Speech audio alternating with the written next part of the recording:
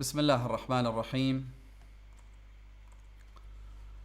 الحمد لله رب العالمين، والصلاة والسلام على أشرف الأنبياء وسيد المرسلين وحبيب إله العالمين أبي القاسم محمد، وعلى آل بيته الطيبين الطاهرين المعصومين المكرمين الغرر الميامين، سيما بقية الله في الأراضين وحجته على الخلائق أجمعين، سيدنا وإمام زماننا وصاحب نعمتنا وولي أمرنا، مهدي هذه الأمة وطاووس أهل الجنة، الحجة بن الحسن العسكري، فداه أرواح العالمين. My dear brothers and sisters, Assalamu alaikum wa rahmatullahi wa barakatuh. I am not quite sure if you can hear my voice. If you can, an acknowledgement would be great.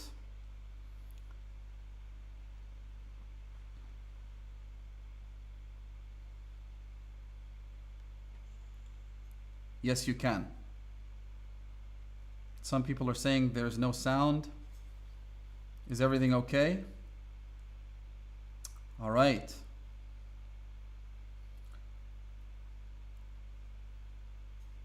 All right, you can hear me. That's wonderful. We will get started then, inshallah. Is the video okay? How is the video quality? Is the video jittery or is it smooth? What's it like? All right, everyone can hear me. That's wonderful. Confirm the video quality. Is it all right?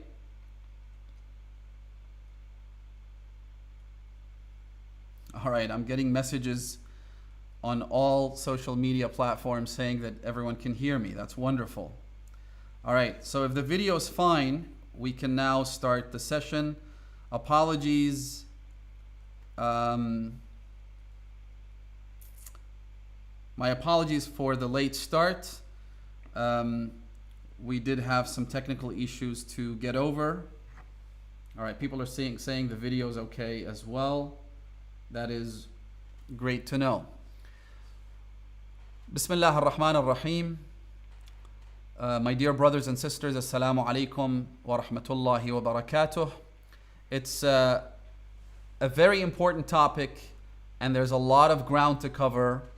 So I will try to be mindful of the time, but as I said, it's a critical subject and there is quite a lot of issues to discuss. So inshallah, we will get started right away. Ashuralogy.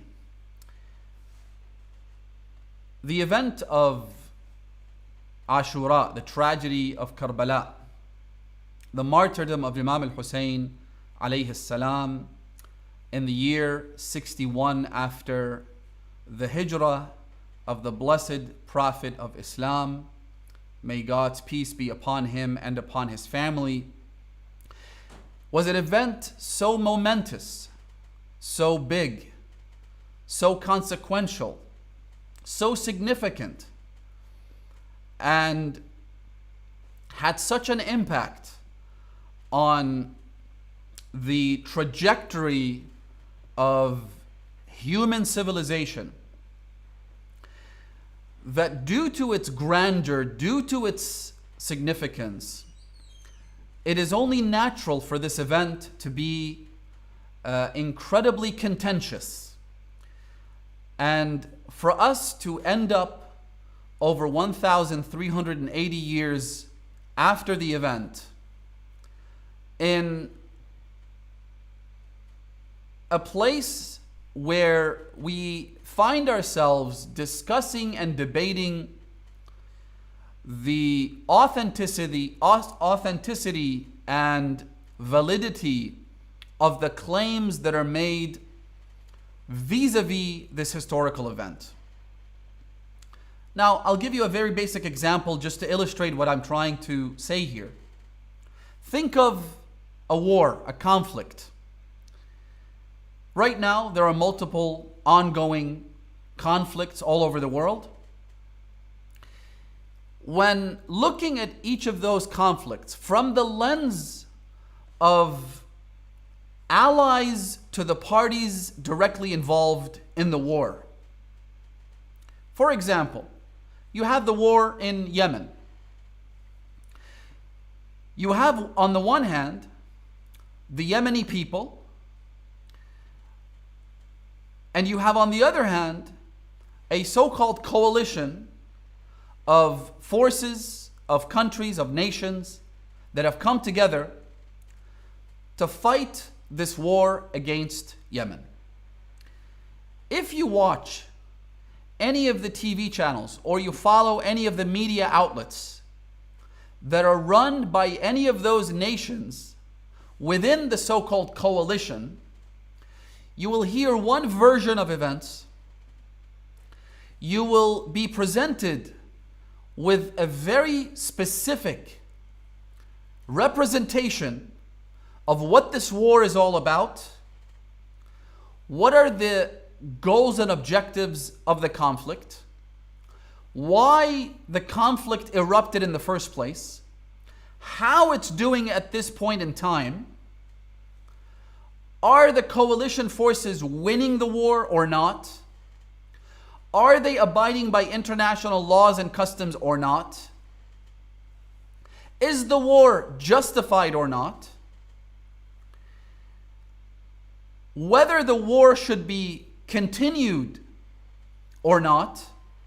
And all of these questions will be presented to you. The answers to these questions will be presented to you from a very specific lens. Now, if you listen to the Yemeni people, or if you listen or watch any of the media outlets of the people in Yemen that are at the receiving end of the war and destruction, you will obviously hear a very different set of answers to those very same questions. And the reason for that is quite obvious. The reason is that because of the significance, because of the geopolitical importance of this war, at least to those party to the conflict, how they present the war, how the war is seen in the outside world matters. That's why almost every government has a propaganda apparatus that it uses to send out messaging that is favorable to their policies. Now, this is in the context of a regional war involving Yemen. Applying this same context, the same scenario on the tragedy of Ashura, it is only natural and expected to have very different narratives being presented. You have those who are historians, and as you would expect, a historian is someone who is supposed to abide by a certain degree of objectivity. A historian, as defined by the norms and practices of those within the profession of historians, must be impartial and must present the battle of Ashura, the tragedy of Karbala, from a perspective that does not entail any ideological impositions. However, the fact of the matter is, there is no such thing as objectivity. Objectivity, in fact, from a theoretical perspective, is desirable and, in fact, incumbent. It's important. It's something that, again, you expect all professionals, at least, to be objective in their analysis, in their discussion of different things. However, the reality is that we are human beings. We're not robots. We're not computers. And therefore, objectivity is quite rare, if at all it exists within any sphere. especially when it comes to history, especially when it comes to something as strategic and consequential and important as the tragedy of Ashura. With that introduction, I am basically trying to convey the fact that there are going to be many different sides discussing Ashura and trying to peddle their own version of events. There are going to be people who, despite the necessity for them to have an objective vantage point, they will ultimately have their own ideological leanings, and they will use the tragedy of Ashura in order to make their ideological, political, or religious case and to further their own agenda. Everybody has an agenda. Now, let's start with the slides, and I think we can go from there, inshallah. So, let's start from the beginning.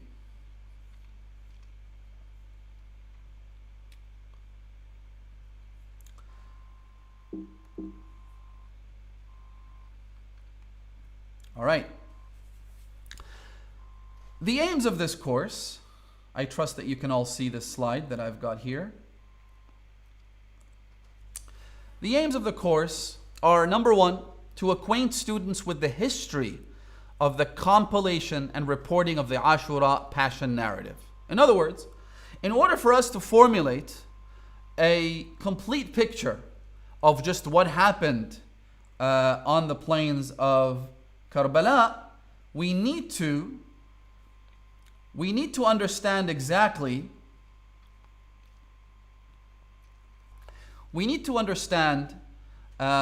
how the story was compiled, how the narrative came to be the way it is today, right? So that's objective number one. Number two, to identify and rate the main sources of the history of Ashura and discern their purpose, right? If there is a bias, if there is an ideological angle, if there is an agenda, it needs to be identified. We need to rate the main sources of the narrative of Ashura in terms of their reliability, in terms of how important they are. And that's going to be a big chunk of today's session. Number three, to define the role of the Passion narrative and distinguish it with the historiographical approach. Now, this is kind of vague, but it'll become very clear as we approach this course, inshallah. And we might discuss this tomorrow. This is absolutely important, this third point, because there are two approaches, there are two methodologies when discussing the event of Ashura.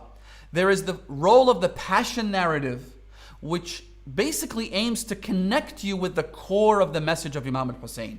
It aims to connect people to the tragedy of Karbala, the tragic element of Karbala. The emotional connection has to be made, right? Then there is the historiographical approach. There is the approach that's taken by historians. What are the differences between these two approaches? Is one approach more important than the other, right? And trying to distinguish between these two is also of critical importance. And we'll get to that. Make sure you don't miss this bit, which, as I said, we'll discuss tomorrow. Number four, to address legitimate concerns with modern adaptations and address potential problems and inconsistencies, right? In other words, there are lots of questions. I'm sure many of you have questions about some of the details concerning the event of Ashura, right? Some of the facts, some of the figures, some of the incidents, whether or not they occurred, some of the personalities. Are these personalities real? Are these personalities concocted? Are they somehow fictitious, right? Because there are obviously lots of different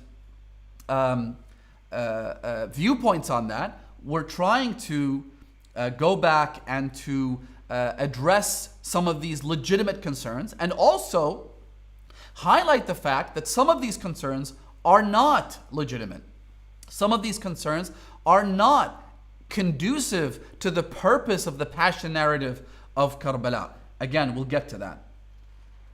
And finally, to respond or address controversies and respond to misconceptions about the oral tradition, which we will get to as well, inshallah. So, there are some introductory points that we need to go over. Number one, the event of Ashura is something that took place not just in the past, but in the distant past, right? It took place 1380 years ago. So the question that many of you have, many people around the world, when they are first confronted with the story of Ashura, because it is so significant, because it's so emotional, because it's so impactful, because it affects not just the life of ordinary men, women, and children, but it even impacts geopolitics, right? It sometimes redraws international borders. The issue of Ashura is so important, right? That we are perfectly within our right. It's within reason to then ask, where do these stories come from, right? Number two, there are voices that seek to sow doubt. And these voices, again, I'm not talking about the legitimate concerns, but there are people out there who are actively trying to undermine the story of Karbala by creating doubt, by asking questions that are not intended to further the cause of Ashura. They're not intended to ask legitimate questions, but rather they are meant and perfectly designed to make people doubt the core of the tragedy, right? And these voices can be heard intermittently. They stress the need, having these voices stresses the need for greater understanding. Number three, what is a maqtal? And this word will come up quite often from the beginning of this class to the very end. For those of you who don't know, a maqtal in the Arabic language refers to a historical account that narrates the story of the battle of Karbala and the martyrdom of Imam al-Hussein alayhi salam. Literally, the word maqtal means the account of the death of an individual. There are maqtals pertaining to other personalities. Some historians have written about maqtal Umar ibn al-Khattab, maqtal Uthman ibn Affan, maqtal Ali ibn Abi Talib. However, today, there are so many maqtal books, so many narratives that portray the story of Imam al-Hussein that the word maqtal itself will automatically make people think of the maqtal of Imam al-Hussein alayhi salam. So this word is now forever stitched together with the passion narrative of Imam al-Hussein. And there are many such books, again we'll get to that have been compiled by various authors, researchers, have devoted tremendous effort to understanding Ashura, both quantitatively and qualitatively, right? In other words, there are books that relate to the question of what happened in Karbala. And then again, there are many, many books that have been written about why those things happened, how Karbala came about, why would Imam al-Hussein do this, that, or the other. So both qualitative assessments as well as quantitative analyses have been provided in countless books. As a matter of fact, I'll say this before we get to the next section, which is a very, very important point that I need to stress. And that is that there is probably no other event out there that has this many books written about it. So the tragedy of Ashura was so significant that hundreds of thousands of books and articles and studies and research pieces have been written about it. And we'll get to that inshallah later on. Now, here's a legitimate question. If these sources are widely recognized and clearly identified, right? as we'll get to a little later inshallah, where do new stories emerge from and why do we have inconsistent reports? There are stories that we hear today that we've never heard in the past. Where do these stories come from? Are these stories legitimate? Do they have any merit? Is it okay to narrate those stories, right? All these discussions will come. Finally, what do qualified scholars think of contemporary sources that contain new material? Right. And again, that is very important. But in the interest of time, I'll try and sort of not to dwell too much over these points because much of this will become very clear. By the way, if you have questions, which I'm sure you do, I will ask you, especially those that have been enrolled in this course, that you send those questions via WhatsApp as opposed to putting them in the chat box. That way we can have questions directed to us from the students only and not just, everybody else. So, methodology is absolutely important here. And this will be discussed further and further as we go down the material, right? In this section, at least tonight, we'll talk about methodology. And we'll do so in two sessions. The first one will be about bibliography and historiography, meaning that in part A, we'll talk about pre-7th century sources, and I'll get to why that is. Why the distinction between pre-7th century and post-7th century, which we'll discuss tonight. And in the next session, we'll talk about how these sources should be analyzed and evaluated, right? So in the first part, we'll talk about problems with these narratives. In other words, things that have been brought up, questions, legitimate or otherwise, that have been leveled against these sources in terms of their reliability, authenticity, and validity. And we'll talk about, in the next part, we'll talk about misconceptions about some of the stories of Ashura. So, bibliography, pre-7th century sources. What are the primary sources of the Passion narrative of Imam al-Hussein? These are very important, so listen carefully. We have essentially 4 primary sources from which those early Passion narratives or maqtals have derived their information and their stories. The first one are the progeny of Imam al-Hussein, meaning the Ahlul Bayt, the Imams. The Imams of the Ahlul Bayt have presented us with many different details that help construct the event of Ashura. And these details have been narrated by muhaddithin, meaning people who have narrated the hadith of the Ahlul Bayt alayhimus salam. The progeny of Imam al-Hussein, the family of the Imam, whether it be his son Imam Zain al-Abidin, or his sister Lady Zainab, or his grandson Imam al-Baqir, or others within the family of the Imam, they are source number 1. And we'll get to that later inshallah. Again, we'll expand on all these later. Number 2, we have survivors, right? Among the camp of Imam al-Hussein, there were people who survived the massacre, who weren't killed. A very important personality that falls into that category is a person by the name of Uqba ibn Sam'an, or Aqaba ibn Sam'an. We'll get to that individual, who he is, right? Later inshallah, but he was a survivor. Also, you have reporters on the camp of Umar ibn Sa'd, people like Hamid or Humayd ibn Muslim.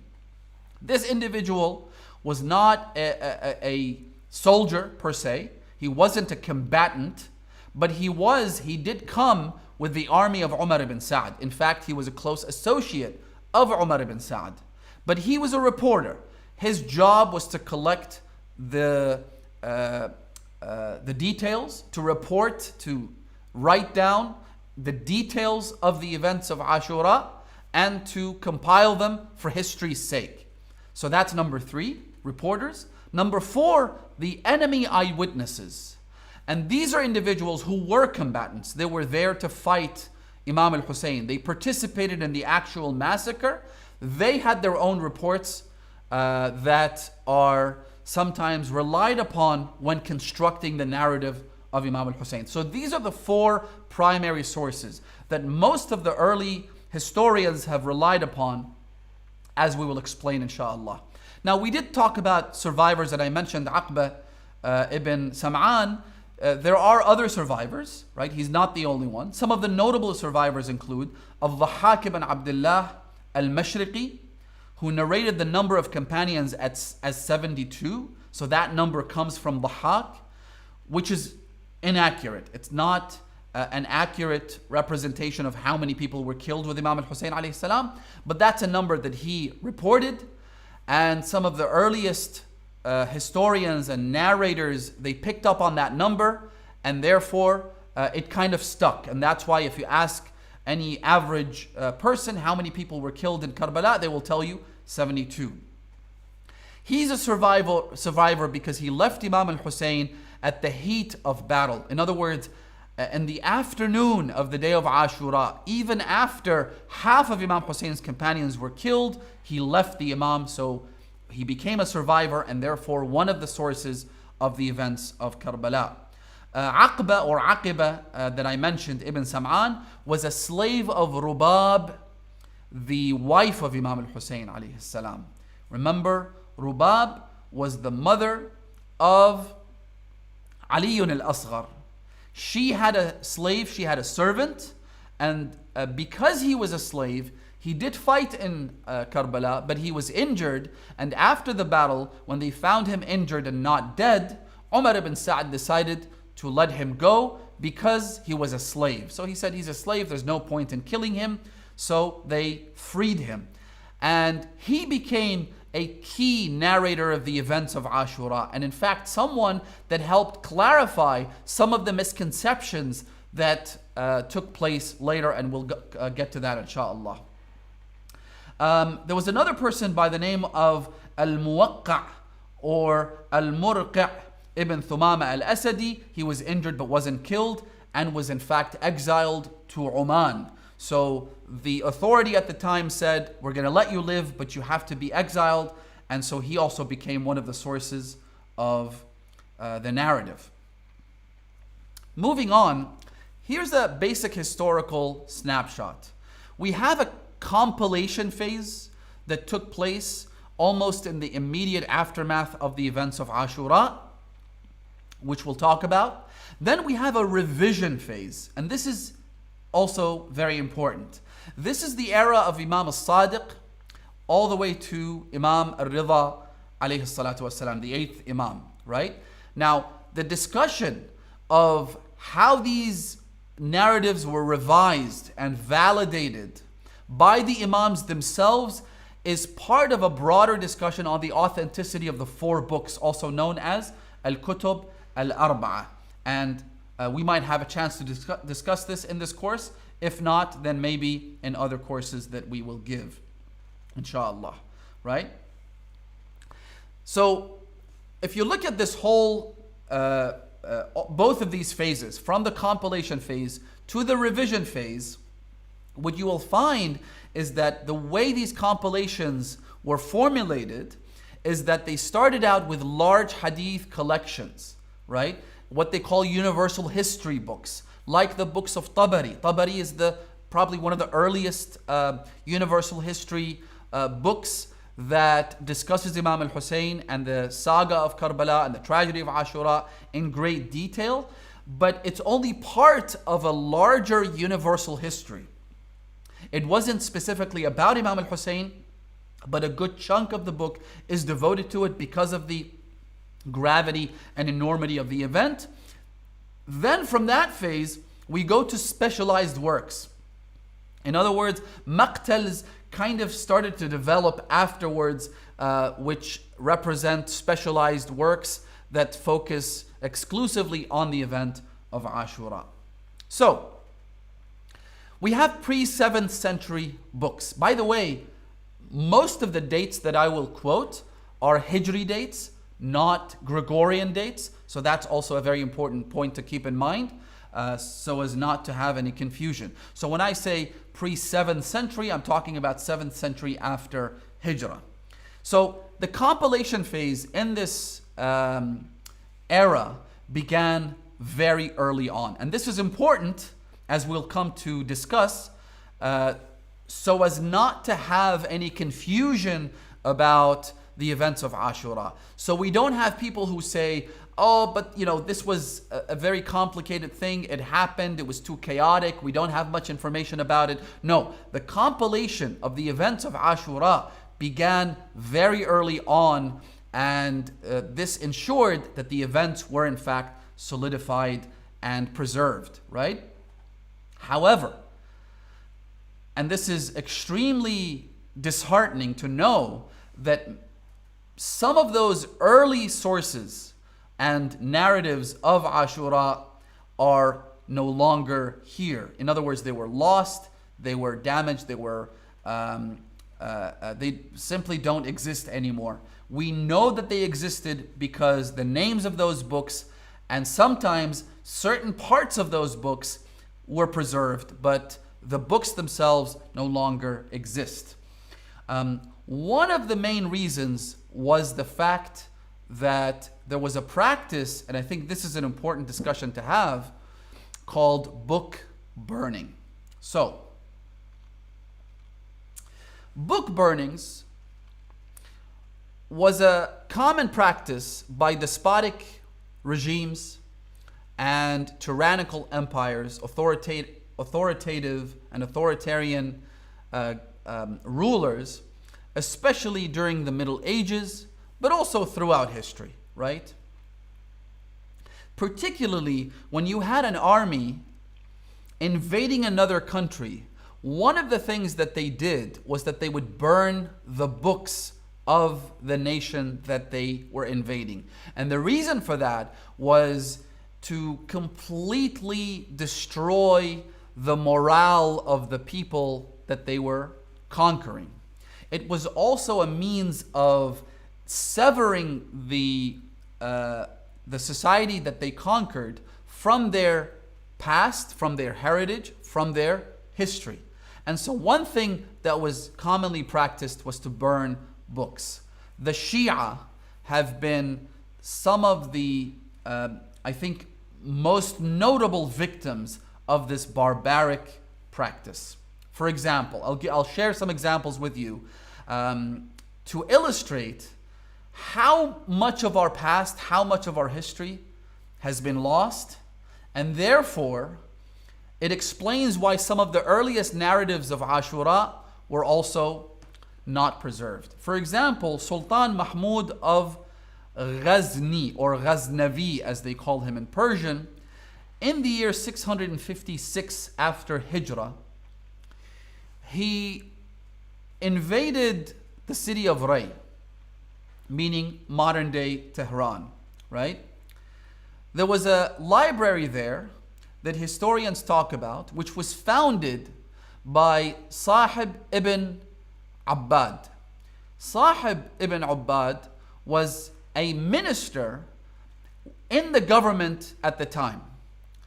And because he was a minister, he had access to enormous resources. As a government official, as a minister, you obviously have access to financial resources, you have political influence, you're able to summon historians, writers, scribes, get books transferred from one country to another at will, right? And so he compiled a library that was so massive, historians now talk about 200,000 books and manuscripts. This entire library was burnt down by Sultan Mahmud of Ghazni, right? Moving on, the Mongols, during the siege of Baghdad, when they went to Baghdad, which was the capital of the Abbasid Empire, and effectively ended the Abbasid dynasty with their conquest of Baghdad, one of the first things they did, and again, this is something that is found all across the universal history books, the books of Siyar and Tarikh. They say, for example, that the House of Wisdom in Baghdad was destroyed during that siege.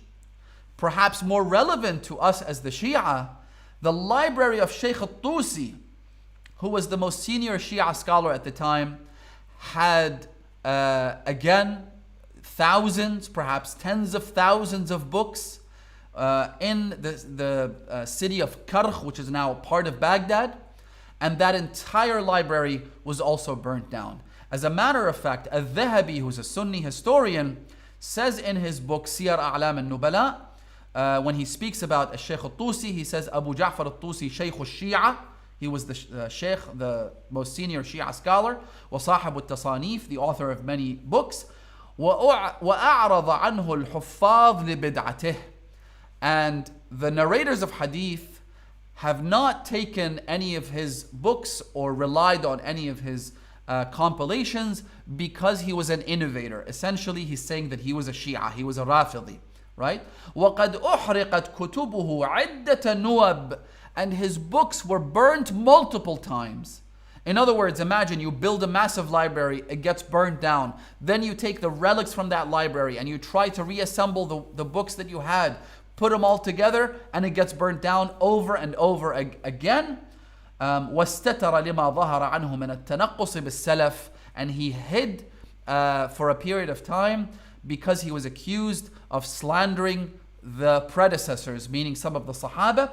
وَكَانَ يَسْكُنُ بِالْكَرْخِ مَحَلَّةُ الرَّافِضَةِ. He lived in the neighborhood known as Karkh in Baghdad, which was the city inhabited by the Rafidis. ثُمَّ تَحَوَّلَ إِلَى الْكُوفَةِ. Ibn Kathir also narrates the same thing, the fact that Shaykh al-Tusi's library was burnt down and destroyed in his book Al-Bidayah wal-Nihaya. So that's number 2 with regards to the Mongols and what they did. But it gets worse. As-Sayyid al-Murtada also had his library burnt during the same siege of Baghdad, and he had a colossal collection of books. 80,000, in fact, books and manuscripts were destroyed as a result of the Mongol conquest. Number 4, the Mongols, all in all, historians state, they destroyed 36 libraries said to contain 600,000 books, such that historians have reported that the stream of Dijla, the river, was black for months. The water turned to black for several months from the ink that was used in those books, which just illustrate the enormity of the loss and the tragedy, right? Now, the Fatimid dynasty in Egypt, which ruled around toward the end of the 4th century after Hijrah, they built also a large depository of books in an institution that they called Darul Hikmah. The one built by the Abbasids in Baghdad was called Baytul Hikmah, the House of Wisdom. This was called Darul Hikmah, kind of similar. And it also contained hundreds of thousands of books, but it was destroyed and burnt down by Salah ad-Din al-Ayyubi, or the rulers of the Ayyubi dynasty. In fact, historians say that a large collection of those books was destroyed, and they in fact say very specifically that he did so to stop the spread of Shi'i ideology within Egypt. And so essentially what happened was that he destroyed many of those books, and he also threw out a lot of these books, such that they say صَنَعُوا مِنْ جُلُودِهَا نَعَالًا لَهُمْ. They used the leather skins and cover of the books to make shoes for themselves. Now, there is in fact a study that was conducted on the burning of Shia books in particular back in 1935. I will give you one reference: Muslim libraries and sectarian propaganda. In other words, the burning of books became a sectarian tool to overpower the Shia. Written by Ruth Stellhorn Mackinson, the American Journal of Semitic Languages and Literatures, Volume 51, Number 2, January 1935. Of course, despite all of that, the story of Imam al-Hussein was not only preserved, but its ripple effect and rate of transmission is only getting stronger and stronger. And of course, the verse in the Quran says, يُرِيدُونَ أَن يُطْفِئُوا نُورَ اللَّهِ بِأَفْوَاهِهِمْ وَيَأْبَى اللَّهُ إِلَّا أَن يُتِمَّ نُورَهُ وَلَوْ كَرِهَ الْكَافِرُونَ. But it's a tragedy nonetheless. Having lost those books is an irreplaceable loss. And, you know, think about it. Killing an individual is an unforgivable crime. But destroying a library that contains 80,000 or 100,000 or 200,000 books, the heritage, the history, the culture of an entire people being burnt down, imagine the enormity of this crime. However, again, I stress this point, that despite these tragedies, the event of Ashura was preserved. And I'll get to that inshallah later on. So, what are the earliest sources of the narrative of Imam al-Hussein? Some of these points, as you can see, are not translated into English because I'm mentioning the names of those books, and so I didn't see a reason to have them translated into English because many of those books have not been translated into English, so there's kind of no point, but it's just to give you an idea. One of the oldest maqtals and narratives of the passion of Imam al-Hussein was written by Al-Asbagh ibn Nubata al-Majashi'i. Now, Al-Asbagh ibn Nubata was a companion of Amir al-Mu'mineen alayhi salam. He was also a companion of Imam al-Hasan alayhi salam, and of course he lived until after the tragedy of Ashura, which is why he compiled his maqtal. Al-Shaykh al-Tusi, in fact, says that Al-Asbagh ibn Nubata was present in Ashura, which obviously would mean that he was fighting alongside Imam al-Hussein alayhi salam, or perhaps he arrived at a time in which he couldn't fight. We don't know the exact details. We don't know what source Shaykh al-Tusi relies on when he says that he was present in Karbala. But what we do know for a fact is that he compiled one of the first compilations of the events of Ashura. Unfortunately, this maqtal did not survive, right? In fact, you will see a consistent theme here. Jabir ibn Yazid al-Ju'fi, who was one of the companions of Imam al-Baqir and Imam al-Sadiq alayhi salam, also compiled his own maqtal. He passed away in the early part of the 2nd century, so 128. So his time from that of Imam al-Hussein alayhi salam was about 60 years or so, right? Not a huge gap in between them. Another book is called تسمية من قتل مع الحسين من ولده وإخوته وأهل بيته وشيعته, which is a bit of a mouthful. It's a long title, but it kind of gives you an idea of what the book is all about, right? The names of those who were killed with Imam al-Hussein from among his family and his followers, which was written by Al-Fudayl ibn Zubayr al-Rassan al-Kufi, who was also a companion of Imam al-Baqir and Imam al-Sadiq alayhi salam. Even though he wasn't a 12-er Shia, he was a Zaydi, but he compiled one of the earliest narratives as well. Maqtal al-Hussein by Ammar ibn Abi Muawiyah al-Duhani al-Bajali, who was also a companion of Imam al-Sadiq alayhi salam. And Tabari, the Sunni historian, narrates from him as well. Al-Shaykh al-Saduq, in his book Al-Amali, right, quite a famous book, it's also been translated as far as I know into English, he mentions there's one entire chapter dedicated to Imam al-Hussein alayhi salam, and there are scattered hadiths that are related to the event of Ashura, and there are some very fine details as to what happened, and he quotes those hadiths from Ammar al-Duhani, from Imam al-Baqir alayhi salam, and also from Imam al-Sadiq. It's important to note that Shaykh al-Saduq himself, while he's got a lot of hadith in his works pertaining to the events of Ashura, and he was obviously a very early scholar, he also had his own maqtal. which we might talk about later as well.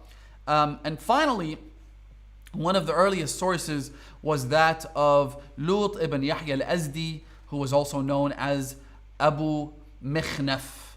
And we, in fact, have dedicated quite a substantial discussion about this maqtal, and we'll get to that.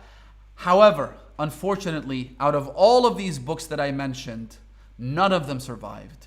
None of them exists today, at least in its full original form, due to many factors, including the book burnings that we talked about earlier. Then you have in the 3rd century, 17 major compilations are made about Ashura.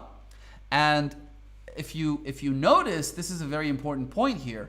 In the 2nd century, you have about 6 maqtals, right? Or 5 maqtals written. Whereas you go to the 3rd century and all of a sudden you have this explosion of maqatil being written. 17 in total, as I said.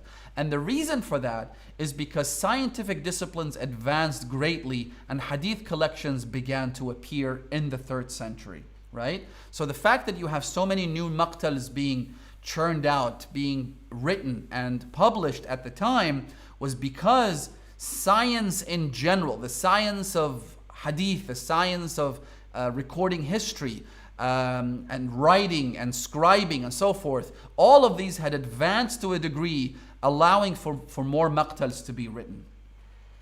Many maqtals in the 3rd century begin to take shape, but they share similar titles, right? And this was part of the source of confusion that we have, because pretty much every author that wrote about Imam al-Husayn's passion narrative called it Maqtal al-Husayn.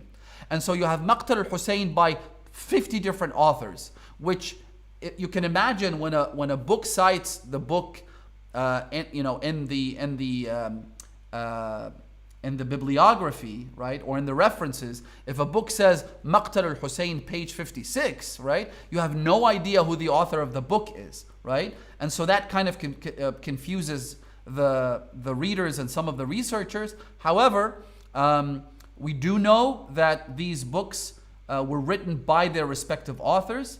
And so, for example, in the 3rd century, as we said, the first maqtal to be written was by Hisham ibn Muhammad al-Kalbi. Hisham was also important, and we'll get to him later. And it ends in the 3rd century, at least, with Maqtal Muhammad ibn Zakaria al-Basri al-Baghdadi in the year 298 after Hijrah. Some of these maqatil in the 3rd century were preserved, such as Tarjumat al-Imam al-Husayn lil-Baladhiri. This one exists to this day. However, many were also lost, right? Except those that were cited by others. And again, we'll get back to this point later. However, you have people like Ibn Abd Rabbih al-Andalusi, who in his book Al-Aqd al-Farid, he died in the year 328. So kind of in the 4th century. But he cites many of the maqatil that were compiled in the 3rd century. So even though the original books were lost, but because Ibn Abd Rabbih al-Andalusi, who by the way was staunchly anti-Shia and criticized the Shia in terms of their rituals and so forth, right? But he did cite many of those maqatil which don't exist today, but we can refer back to them in his book Al-Aqd al-Farid. Abu al-Arab al-Tamimi also cites many of those earlier maqatil, and Abu al-Faraj al-Asfahani al-Amawi, who was a very important historian. He cites At-Tabari, and he relies on Tabari's history quite extensively. However, even though he came from an Umayyad lineage, so he was from the Umayyad tribe, he ultimately converted and became a Zaydi Shia. He's the famous author of the book known as Maqatil al-Talibin, which is literally a book that talks about the events surrounding the death of many of the families, many members of the family of Abu Talib, which obviously include Imam al-Husayn, because Abu Talib is his grandfather, as we know. In the 4th century, we also have a list of maqatil. There are 20 compilations that have been cited, which were written in the 4th century. I don't think there's any need to go into the detail of those. Suffice it to know that we have 20 compilations there. And yes, Sheikh al-Saduq's Maqtal was written in the 4th century. I mentioned him earlier. So his book, Maqtal al-Husayn alayhi salam, was compiled in the 4th century, and many of the references he makes in the Maqtal are traced back to the Imams of the Ahl Bayt. So they go back to the number one primary source that we mentioned earlier, which is the progeny of Imam al-Husayn alayhi salam. One thing to keep in mind is that, and this is a whole other discussion which I don't want to get into right now, is that Shaykh al-Saduq was Shaykh al-Qummiyin. And the Qummi school, the Ash'ari school of the Shia at the time, was very meticulous about authenticating and validating hadiths. And that means that if they came across a hadith which was weak in the slightest fashion, they would automatically reject it. And so to have someone like Shaykh al-Saduq, who was so meticulous when it came to the authentication of hadiths, to compile his own maqtal or to quote some of those hadiths in his other works, makes those hadiths acquire a great deal of importance, right? Ibn Shahrashub, for example, quotes him in his books as well. In the 5th century, we have 6 compilations, so not a whole lot, right? But we have Maqtal of Al-Hakim al-Nayshaburi, and we also have Kitab al-Irshad fi Ma'rifati Hujjaj Allah ala al-Ibad, which is written by obviously Shaykh al-Mufid, Ridwanullah ta'ala alayh. And a large section of that book is devoted to the seerah of Imam al-Husayn, the life and legacy of Imam al-Husayn, but also his martyrdom. And that was in the year 413. And Shaykh al-Tusi also compiled his Maqtal in the 5th century as well. Right? These two are very important Shia references, the Maqtal of Shaykh al-Tusi and Shaykh al-Mufid. In the 6th century, we have an important Maqtal as well, and that is, in Arabic they call him al-Khawarizmi, Abu al-Mu'ayyad Muwaffaq ibn Ahmad al-Khawarizmi. In Farsi they say Kharazmi, who died in the year 568 after Hijrah. And the Maqtal itself was written in Farsi, in Persian, which is interesting because you have some important early works and narratives written about Imam al-Husayn which were in fact written in Farsi but were later translated into Arabic. There are 2 Maqtals that were written in the 6th century which kind of became controversial a little later. One of them is Maqtal al-A'imma alayhimus salam, which was also written in Farsi, written by Abu al-Mu'ayyad al-Khawarizmi, as we mentioned. نقل كمال الدين الواعظ الكاشفي في كتابه روضة الشهداء حول أحداث نهضة عاشوراء. We'll talk about al-Wa'adh al-Kashifi later on and his book Rawdat al-Shuhada, which became a very controversial maqtal, but he quotes from al-Khawarizmi. And he also cites another book by Khawarizmi called Nur al-A'imma. By the way, Khawarizmi was not a Shia, but his maqtal, which was also in Persian, as I said, is quite important because of that. And the other book is Maqtal al-Shuhada, also in Persian, by Abu Mafakhir al-Razi, who was a poet. And this is considered one of his most important books. And he narrates the narrative of Imam al-Husayn in poetic form, right? Which is another subject which we'll get to later, because poetry became a very important source of the passion narrative of Imam al-Husayn. Al-Kashifi also quotes him in his book Rawdat al-Shuhada. In the 7th century, we have 10 compilations, perhaps the most important of which is Maqtal al-Luhuf by As-Sayyid ibn Tawus. And we'll talk about him a little later, inshallah. Sibt ibn al-Jawzi wrote about Imam al-Husayn. Ibn Asakir in his Tarikh Dimashq wrote about the event of Ashura. Ibn Shahrashub also wrote about Manaqib Abi Talib. And Ibn al-Athir also wrote his book in the 7th century as well. So, is this all we have? I'm not sure what time it is right now. So, let's see. Okay. Are there any other compilations? Is this it? Right? If you add up all of those sources, you end up with what? 50, maybe 60 sources? Is that all? The answer is no. We have a lot of other sources, right? One of the main sources, as we said earlier, are poetic epics, right? And these include Al-Marathi li Abi Rumayh Al-Khuza'i, who died in the year 100 after Hijrah. So that makes him also very, very close to the event itself. And Kitab al-Marathi li Ja'far ibn Affan al-Ta'i, who died in the year 150 after Hijrah, right? Now, he was extremely influential and compiled many poems eulogizing Imam al-Hussein, and was praised by Imam al-Sadiq alayhi salam for his poetry, right? Kitab al-Marathi, as we said. Now, there are multiple books under the title of Kitab al-Marathi, right? Another one is by Abu Abdullah ibn Ziyad al-A'rabi, and Kitab al-Marathi li ibn Hamad ibn Umar ibn Kulayb Mawla bani Amr Muhammad ibn Amran al-Khurasani, right? And this final work has 500 pages worth of poetic epics, right? And verses, which makes it quite substantial. Now, have these been tampered with? Is it possible that these early sources, right, have been somehow manipulated, changed? We'll take a couple of examples here, right? We mentioned that there are sources that were lost. The Maqtal of Abu Mikhnaf is one of those sources. And again, we'll devote a section to that. But this book was unique in his geographic and chronological proximity to the event. Geographic because Abu Mikhnaf was from Kufa, so he was very close to where the event took place, and he met a lot of people who either had first-hand accounts or second-hand accounts of those events. Chronologically, he was also very close to the event of Ashura, right?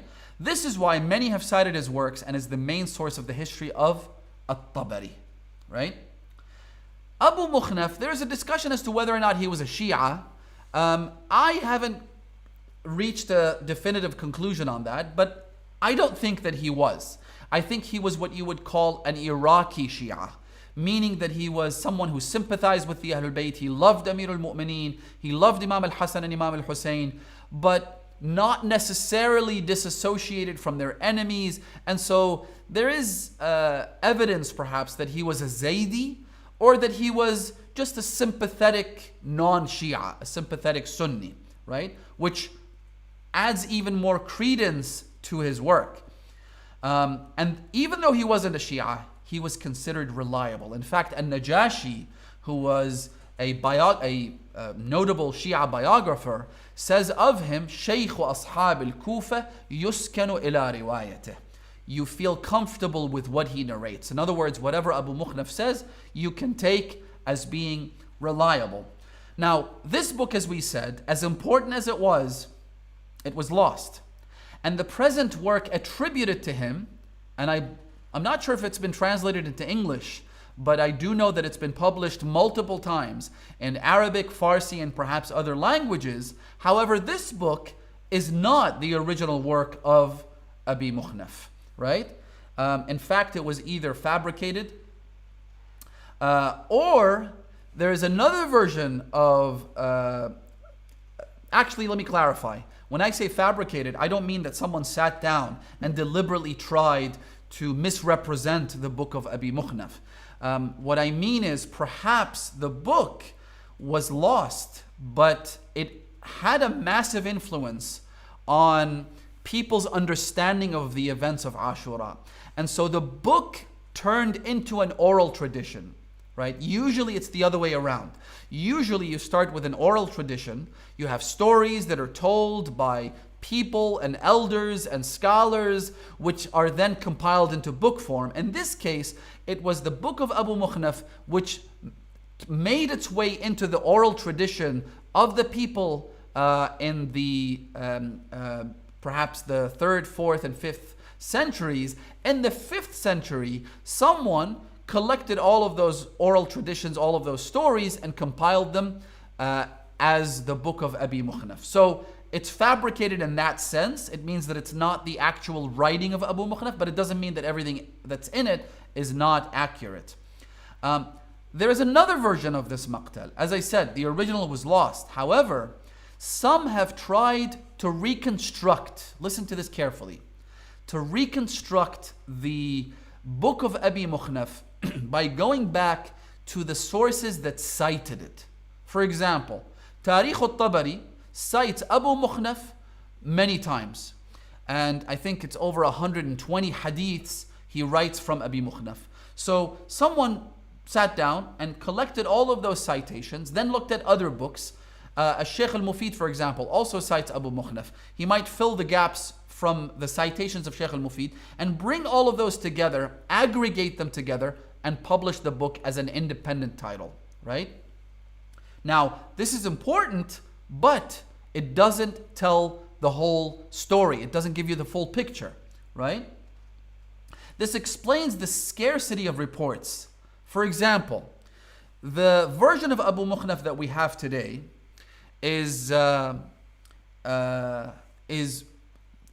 some major gaps. For example, he talks about the brothers of Abbas alayhi salatu wassalam, and he says that the brothers came to Abu al-Fadl al-Abbas. Abu al-Fadl al-Abbas told them to go and fight in battle.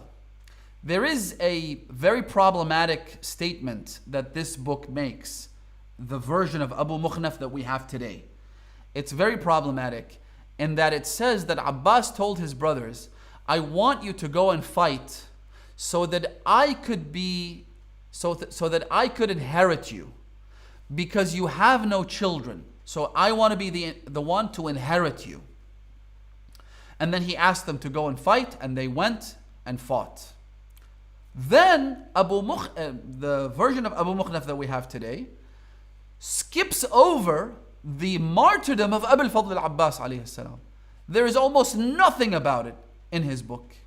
Now, there are two major flaws, two major gaps, two major problems here. Number one, when Al-Abbas says to his brothers, I want you to go and fight so that I could inherit you, what does that mean? Al-Abbas knows that he's going to get killed. He knows that he's going to be martyred. Why would he say, I want you to fight and get killed before me so that I could inherit you? So that somehow your inheritance would come to me, and then my inheritance would then go to my children.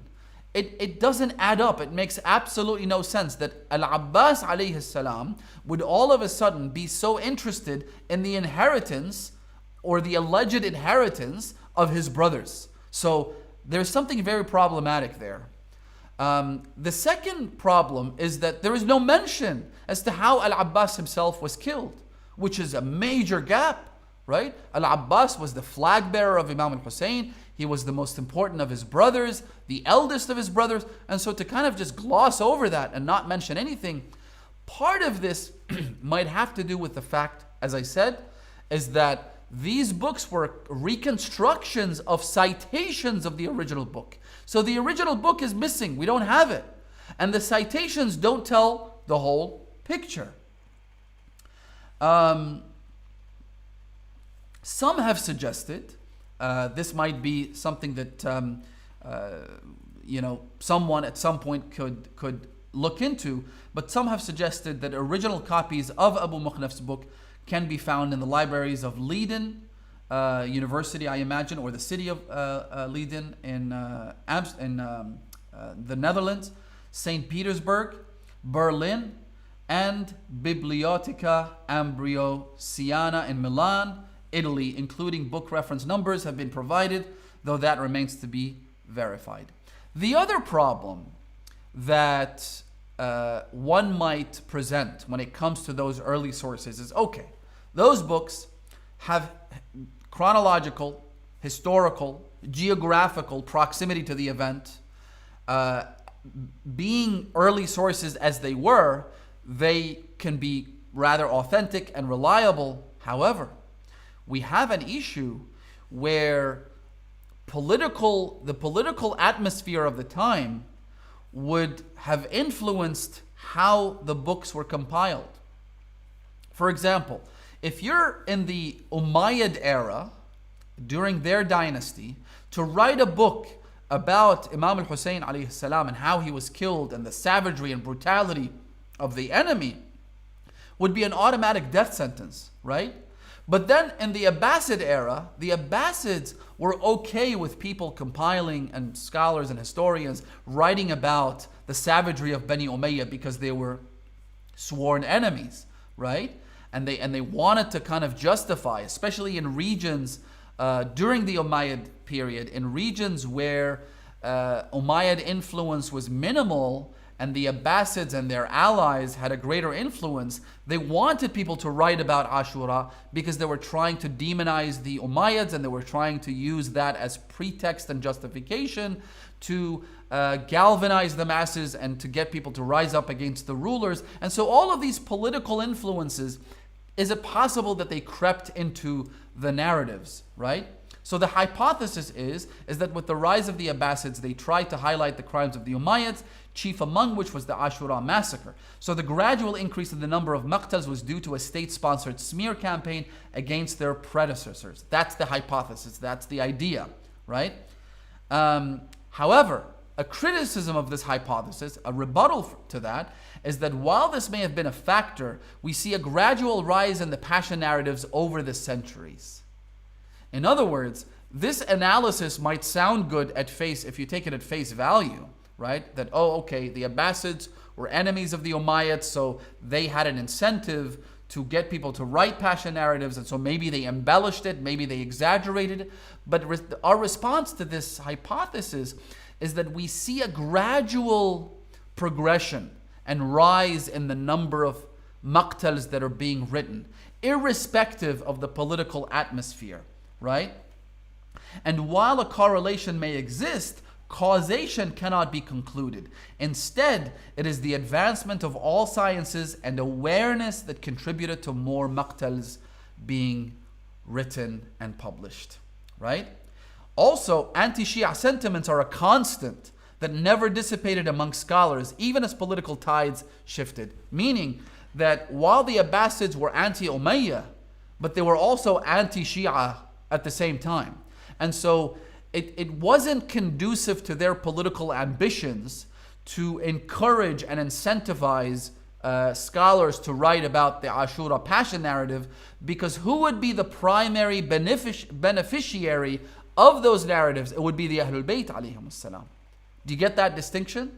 So while the Abbasids stood to gain from demonizing the Umayyads, but at the same time, they had no incentive to get more of these books published, because they knew that it would be the Ahlul Bayt, it would be the Shia and their leadership that would benefit from sentiments of the public being galvanized against Bani Umayyah.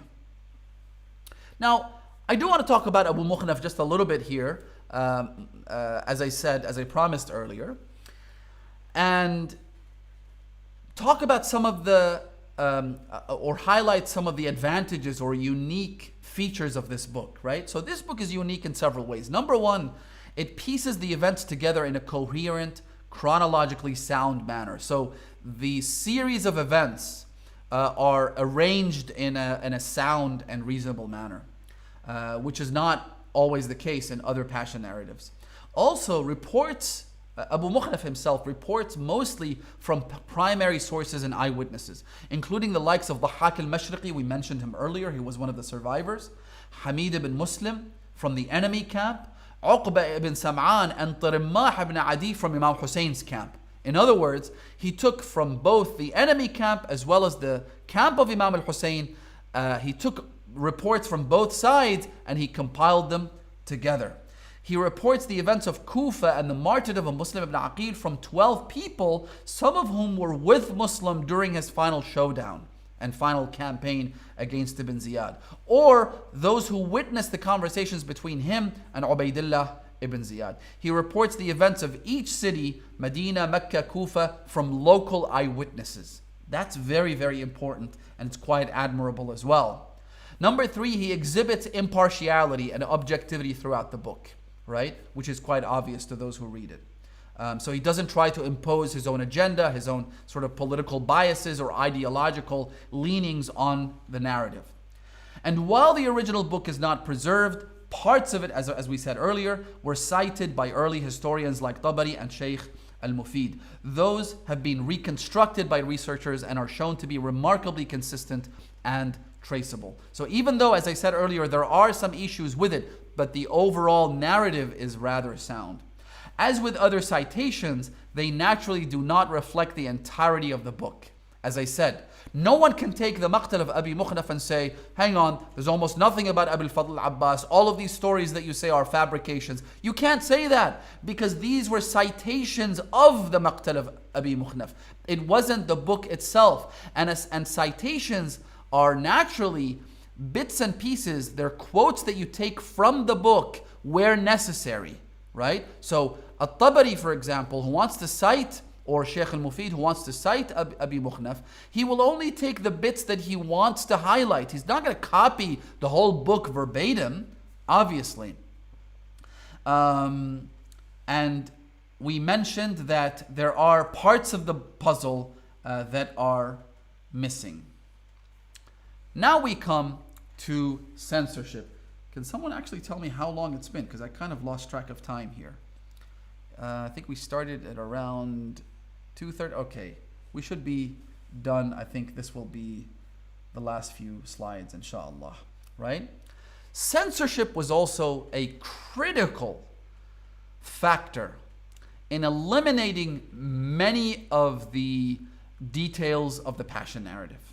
Right? We talked about book burnings, but there is an even more dangerous factor that contributed to us losing many of the details.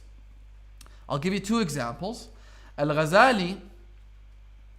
So, Al-Ghazali, who was a famous Sunni scholar, is quoted in a book by Ibn Hajar al-Asqalani.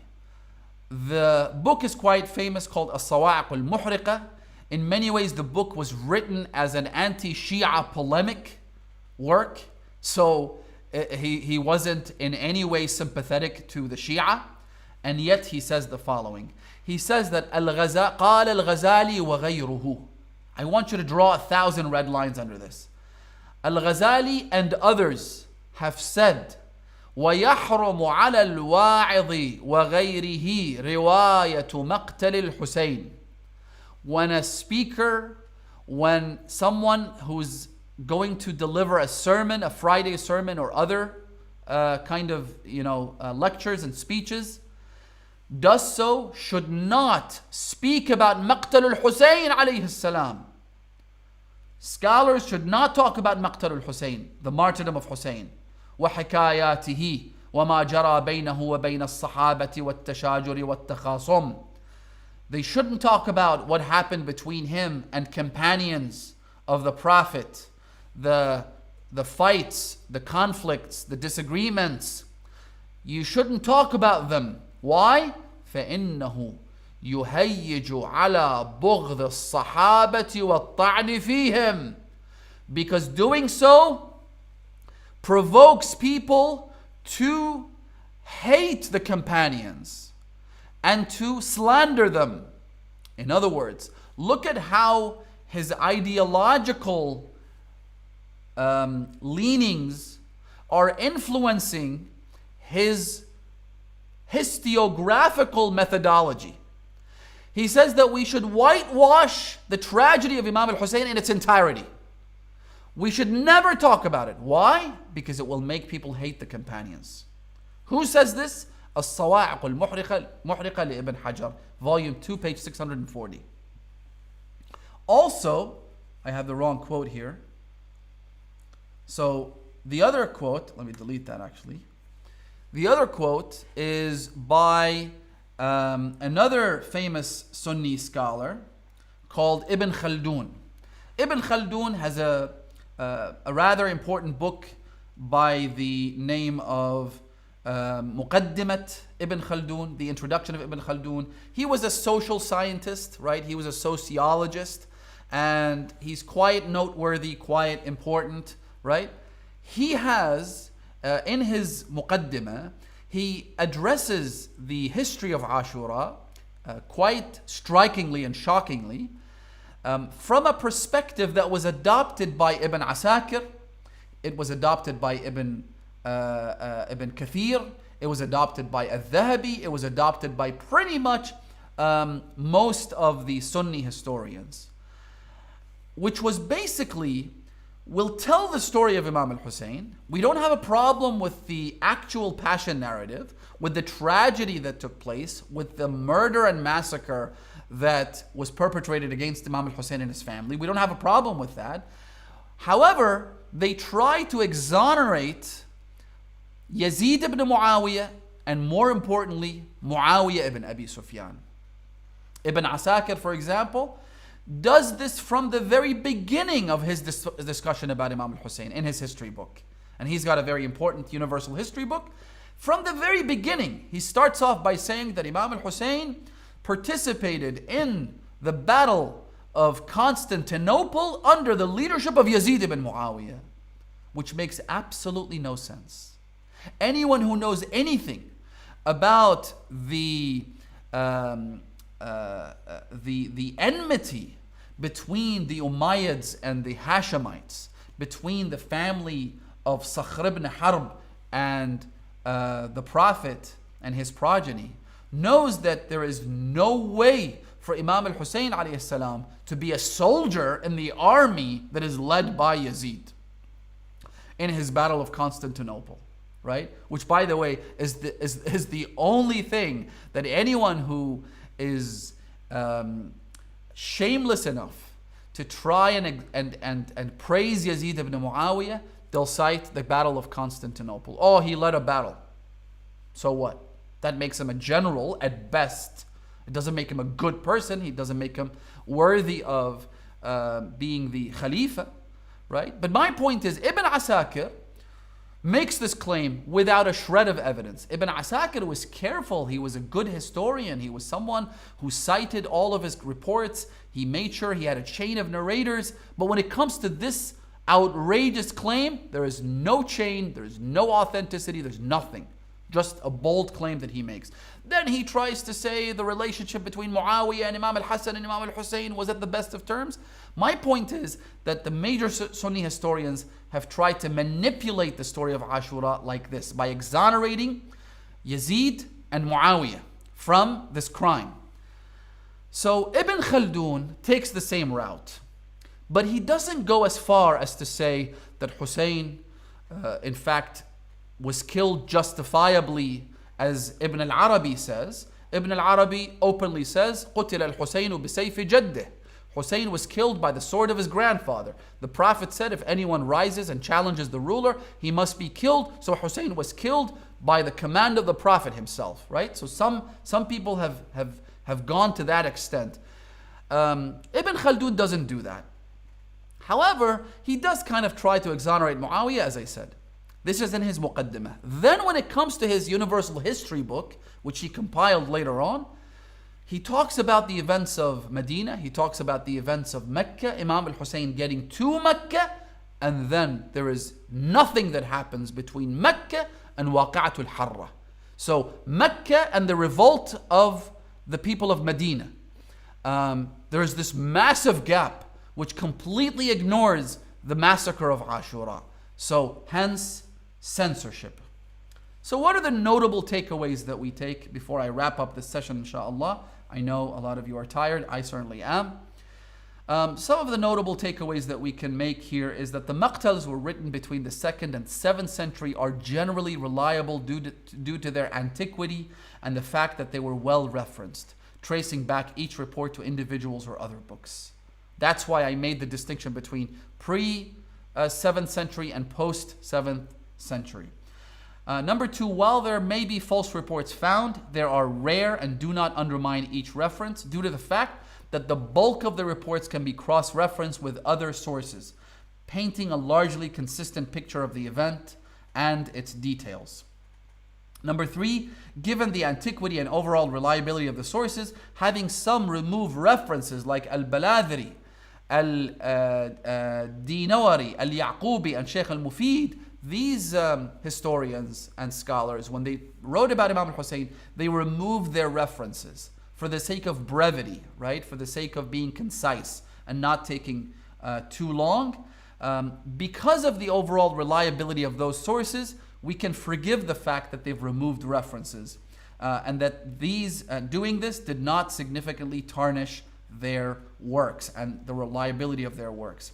Many of these sources have amalgamated the reports for brevity's sake. This itself has created greater consistency in their reports. So, a quick historical overview. The low is the 8th to the 10th century, meaning the lowest number of compilations took place between the 8th and the 10th century, and we'll get to that. It saw a fall in compilations. The highest was during the 14th century, which is the golden age of compilation in the present day. Some relied on pre-7th century sources, some relied on unknown or lost sources, right? And the lost sources, as we say, include the original copies of Abu Mikhnaf and Maqtal al-Shaykh al-Tusi Ridwanullahi ta'ala alayh. I think we're gonna, yes. There are a couple of really important maqtals which I wanted to talk about, but I think we'll leave that for the next session. Session 1, summary, pre-7th century compilations. We talked about the historical overview, list of maqtals in chronological order, evaluating the maqtals and a conclusion, and maqtals from the 7th century to the present day. We will talk about, inshallah, tomorrow. I think we'll call it a wrap for tonight. Inshallah, we will resume this discussion tomorrow. As I said, the most important points that I will be making and discussing in this course will in fact be made tomorrow, right? And I did mention early on, there are some contentious issues, there are some important questions, there are some illegitimate doubts, right, which we want to address tomorrow, inshallah. Some of the details. Aliyun al-Asghar, the infant of Imam al-Hussein alayhi salam. Was his name Aliyun al-Asghar? Was his name Abdullah al-Radi'? As we say in, we read in Ziyarat al-Nahiya, attributed to the 12th Imam, the Imam calls him Abdullah al-Radi'. So who is Aliyun al-Asghar? Are we talking about the same person? Or is it the case that we have two different infants that were killed in Karbala? Some have suggested that to be the case. Was he 6 months old? Or was he a year old? Was he 2 years old? Because there are reports that suggest that he was older than 6 months, right? There are reports that say he was only a day old. He was born in Karbala on the day of Ashura. So again, is it two people? Is it one? You know, what's the truth here? What are the facts, right? We'll talk about those inshallah. Another example of things that are brought up from time to time is, did they disconnect the water from the camp of Imam al-Hussein for 3 full days? Or did they limit the amount of water that was given to them? Or was it the case that they disconnected access to the water for 3 days, but were the members of the camp of Imam al-Hussein able to access the water during those 3 days? Some historians have said that on the eve of Ashura, that Imam al-Hussein and his companions, they performed ghusl. So that's on the eve of Ashura. So did they have water, right? Again, these are some inconsistencies. I know some of you have probably never heard these things, right? But because this event is so important to us, we need to ensure that there is no doubt. So we'll try and answer some of these questions. But if we can't answer those questions, I will give you the broader rules, the overarching principles with which you can eliminate doubt, because that's my main mission here, right? We need to have no doubt when talking about the event of Imam al-Hussein alayhi salam, the event of Ashura, right? So what is it exactly? How do we determine what the facts are? Are there fabrications? Or are there, as Sheikh Mutahhari suggests in his book, downright liars. He accuses some of the scholars that compiled the narrative of Imam al-Hussein of being liars, right? Is that the case? Can we level the accusation of outright lying and misrepresentation and presenting false ideas and fictitious characters, for example, to these scholars? Is that a legitimate accusation? Or is there another explanation to this? All of these questions, inshallah, and much, much, much more we will discuss in tomorrow's session, inshallah. So do join us. Make sure you don't miss that, because if you do, you're going to have a whole lot of questions which will remain unanswered. So I'll do my best, inshallah, to help clarify those misconceptions tomorrow and provide you, as I said, with the tools needed to eradicate doubt. Jazakumullah khair. Thank you so much to everyone for joining us. May Allah bless you. I'll see you tomorrow. Hopefully tomorrow the time will go back to the originally advertised time of, what was it again? Completely forgot. Anyway, the original message that you got, I think it was 3 p.m. London time. So we'll go back to that time. Hopefully no delays, no issues, and we'll see you again tomorrow. هذا والحمد لله رب العالمين. اللهم عجل لوليك الفرج والعافية والنصر. اللهم اجعلنا من أصحابه وأعوانه وشيعته ومقوية سلطانه برحمتك يا أرحم الراحمين. وصل اللهم على محمد وآله الطيبين الطاهرين. والسلام عليكم ورحمة الله وبركاته.